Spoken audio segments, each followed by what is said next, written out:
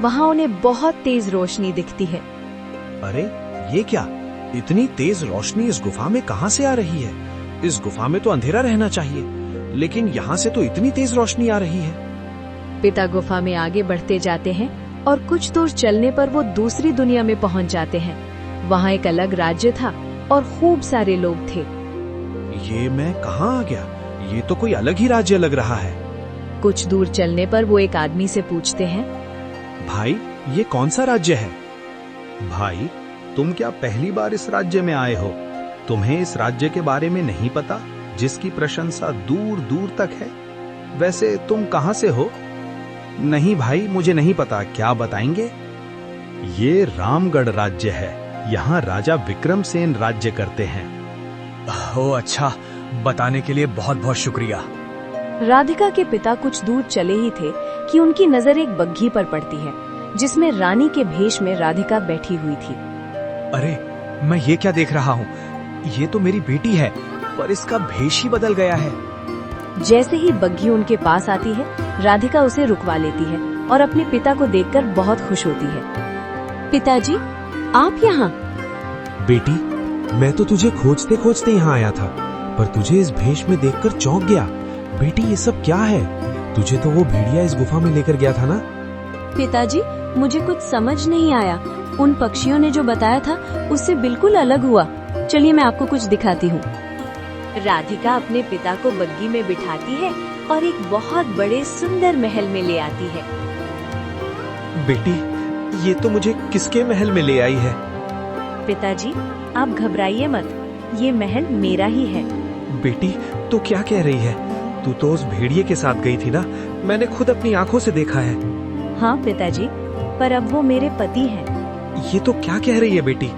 एक भेड़िया कैसे तेरा पति हो सकता है? पिताजी, आप जिसे भेड़िया समझ रहे थे, दरअसल वो भेड़िया नहीं, एक राजा है। बेटी, ये तो क्या कह रही है? पिताजी, जिस तरह उन पक्षियों ने हम दोनों के लिए भविष्यवाणी की थी, उसी तरह मेरे पति को भी एक संत ने भविष्यवाणी की थी।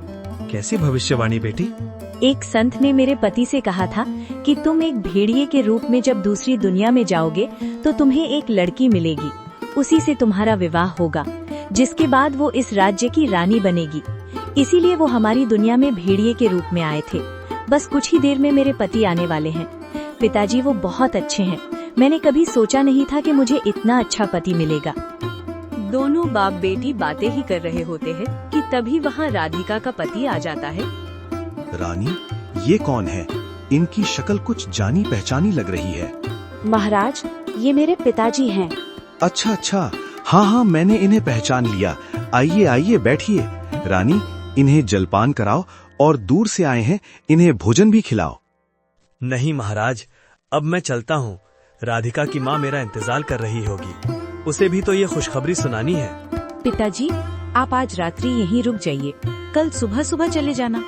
ठीक है बेटी, अगर तेरा मन है तो मैं आज रात्रि रुक जाता हूँ। राधिका के पिता रात्रि अपनी बेटी के पास रुकते हैं और सुबह सुबह अपने घर की ओर चल देते हैं। लेकिन जैसे ही वो उस जादुई पेड़ के पास पहुँचते हैं, उसका दरवाजा नहीं खुलता। तभी पास में बैठा एक पक्षी उनसे कहता है, कौन हो तुम और इस दरवाजे के पास क्या कर रहे हो? ये कोई मामूली दरवाजा नहीं है, बड़ा तिलिस्मी दरवाजा है ये। पर मैं इसी दरवाजे से अंदर आया था और मुझे अब अपने घर जाना है, लेकिन ये दरवाजा खुल ही नहीं रहा। अच्छा, ये बताओ तुम कहाँ से आ रहे हो? मैं अपनी बेटी के यहाँ गया था, वहीं से आ रहा हूँ। लगता है तुमसे कोई गलती हुई है, इसलिए दरवाजा नहीं खुल रहा। एक काम करो, तुम जाओ अपनी बेटी के घर और जो भी तुमने वहाँ खाया है उसके बदले पैसा देकर आओ, या फिर वो माफ करवा लाओ कि तुमने अपनी बेटी का हक खाया है, तभी ये तिलिस्मी दरवाजा खुलेगा। राधिका के पिता दोबारा अपनी बेटी के घर जाते हैं और सारी बात अपनी बेटी को बताते हैं। बेटा, मुझे समझ नहीं आ रहा मैं क्या करूं। मैं ठहरा गरीब, तुझे क्या दूंगा? लगता है अब मुझे यहीं रहना पड़ेगा। पिताजी, आपको कुछ भी देने की जरूरत नहीं है। मैंने आपका सारा माफ किया। अब आप निश्चिंत होकर जाइए। ठीक है बेटी, अब मैं चलता हूँ। राधिका के पिता फिर से उसी पेड़ के पास जाते हैं जहाँ उन्हें दरवाजा खुला हुआ मिलता है। वो उसी दरवाजे से अंदर जाता है और गुफा से निकलकर अपने घर पहुंच जाता है। कहाँ थे जी आप? मेरी बेटी का कुछ पता चला? वो जिंदा है? अरे आप मुस्कुरा क्यों रहे हैं? सुंदरी, जो मैंने देखा है ना, अगर तुम देख लोगी तो तुम्हारे होश उड़ जाएंगे। बातों को घुमाइए मत जी, मुझे बस इतना बताओ कि मेरी बेटी का कुछ पता चला कि नहीं। राधिका के पिता अपनी पत्नी को सारी बातें विस्तार से बताते हैं। क्या आप सच कह रहे हैं जी? मुझे अभी मेरी बेटी के पास लेकर चलो। पिताजी, मुझे भी दीदी के पास लेकर चलिए ना। हाँ हाँ, मैं सबको जल्द ही अपने साथ लेकर चलूंगा। अजी, आपने ये खबर सुनाकर दिल खुश कर दिया। हम सब ने तो इसी दुख में कितने दिनों से ठीक से खाना भी नहीं खाया। आज आप ही सुंदरी के साथ जंगल जाकर लकड़ियाँ ले आओ। आज खुशी खुशी साथ में खाना खाएंगे। ठीक, हम अभी जंगल जाते हैं। वैसे भी मैं बेटी को अकेला नहीं छोड़ सकता। दोनों बाप बेटी जंगल की ओर निकल जाते हैं। बेटी, मैं तो थक गया और बड़ी जोरों की प्यास भी लग रही है। चलते चलते पिताजी, आप उसी पेड़ के नीचे बैठिए। मैं आसपास देखती हूँ, कोई नदी तालाब मिल जाए तो। ठीक है बेटी। सुंदरी जंगल में यहाँ वहाँ पानी तलाशती है, लेकिन उसे कहीं पानी नहीं मिलता। पर एक झोपड़ी नजर आती है। अरे, ये किसकी झोपड़ी है? मैं एक काम करती हूँ, इस झोपड़ी में जरूर कोई रहता होगा। मैं पिताजी के लिए यहीं से पानी मांग लाती हूँ। सुंदरी उस झोपड़ी के पास आती है, लेकिन वहाँ उसे कोई नजर नहीं आता। कोई है क्या इस झोपड़ी में? अरे कोई है? कब से चिल्ला रही हूँ, कोई आता ही नहीं। लेकिन घड़ा तो रखा हुआ है। मैं एक काम करती हूँ, उस घड़े से पानी ले आती हूँ और पिताजी को दे देती हूँ। सुंदरी उस घड़े का पानी एक ग्लास में लेकर अपने पिताजी को दे आती है। बेटी, जा, ये गिलास वहीं रखा, किसी की अमानत है ये। ठीक है पिताजी। सुंदरी दोबारा झोपड़ी में जाती है और जैसे ही गिलास घड़े पर रखती है, झोपड़ी का दरवाजा अचानक बंद हो जाता है। पिताजी, पिताजी बचाइए मुझे, मैं यहाँ फंस गई हूँ पिताजी। अरे, ये तो मेरी बेटी की आवाज है। लगता है मेरी बेटी किसी खतरे में है। मुझे देखना होगा। पिता भागता हुआ झोपड़ी के पास पहुँचता है। वहाँ उसकी बेटी लोहे की सलाखों में कैद दिखती है। मुझे नहीं पता पिताजी, मैं तो यहाँ गिलास रखने आई थी। अब देखो तो यहाँ एक चूल्हा जल रहा है और उस पर कुछ पक रहा है। और पिताजी, यहाँ एक मृत शरीर भी पड़ा हुआ है। मुझे बहुत डर लग रहा है पिताजी। बेटी, ये सब क्या हो गया? तुम अंदर कैसे फंस गई? सुंदरी के पिता बहुत कोशिश करते हैं, लेकिन सलाखें नहीं खुलती। बेटी, घबराओ मत। मुझे लगता है उन पक्षियों की दूसरी भविष्यवाणी भी सच हो गई है। बेटी, मैं कोशिश करता हूँ इसे खोलने की, फिक्र मत करो। बेटी, मैंने बहुत कोशिश कर ली, लेकिन ये सलाखें मुझसे नहीं खुल रही। लगता है यही तेरा नसीब है। पिताजी, अंधेरा होने वाला है, आप जाइए यहाँ से। अब लगता है यही मेरा नसीब है। आप मुझसे मिलने आ जाया करिए। नहीं बेटी, मैं तुझे छोड़कर नहीं जा सकता। पिताजी, आपको मेरी कसम, जाइए यहाँ से, वरना मैं परेशान हो जाऊंगी। सुंदरी के बहुत कहने पर उसके पिताजी वहाँ से चले जाते हैं। सुंदरी अंदर जाती है और देखती है कि मृत शरीर कपड़े से पूरा ढका हुआ है और सिर्फ पैर सामने है। मैं क्या करूं? इस मृत शरीर के साथ तो बहुत डर लग रहा है, पर पैरों से तो ऐसा लग रहा है जैसे बेहोश हो। एक काम करती हूँ, बचपन में जब मैं और दीदी थक जाते थे तो माँ पिताजी पैरों की तलवों की मालिश करते थे।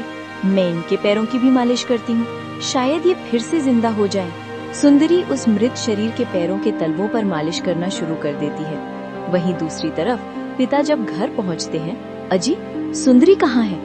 अरे आप उदास क्यों हैं? बताइए ना, हमारी बच्ची कहाँ है? सुंदरी के पिता अपनी पत्नी को सारी बातें बताते हैं, जिससे माँ बहुत परेशान हो जाती है। हाय, ये क्या हो गया? मेरी एक बच्ची तो खुश है, पर दूसरी के साथ ये क्या हो गया? दोनों माँ बाप फूट फूट कर रोते हैं। चलो, मुझे अभी अपनी बेटी के पास ले चलो। सुंदरी के पिता अपनी पत्नी को सुबह सुबह उसी जंगल में ले जाते हैं, लेकिन वो झोपड़ी उन्हें कहीं नहीं दिखती।